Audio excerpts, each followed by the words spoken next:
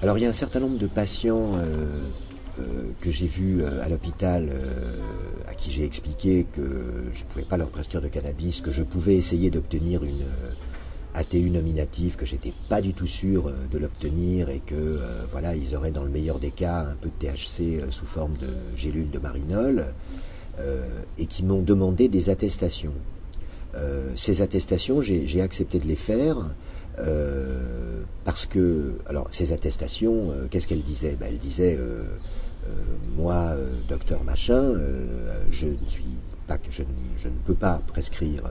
de cannabis et il ne peut pas être délivré en France. Cela étant, je pense que ce patient bénéficie effectivement d'un certain nombre d'effets positifs du cannabis, et donc il me semblerait tout à fait anormal qu'il ait à subir les foudres de la loi parce qu'il essaye en quelque sorte de se guérir ou en tout cas d'atténuer les symptômes de sa maladie. Alors ces certificats n'ont pas de valeur légale, c'est pas un certificat comme ça qui peut changer la loi. Mais devant un tribunal, tout de même, ça peut avoir un certain intérêt parce que ça valide quand même l'idée que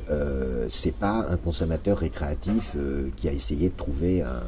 une raison bidon de consommer du cannabis. Tous les gens à qui j'ai fait ces certificats étaient des gens qui avaient des maladies tout à fait sérieuses. Donc je n'avais pas du tout d'état d'âme et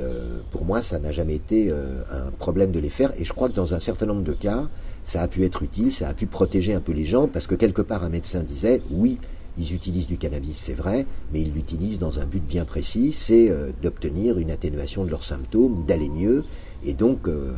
on est dans une situation particulière dont il faut que vous teniez compte.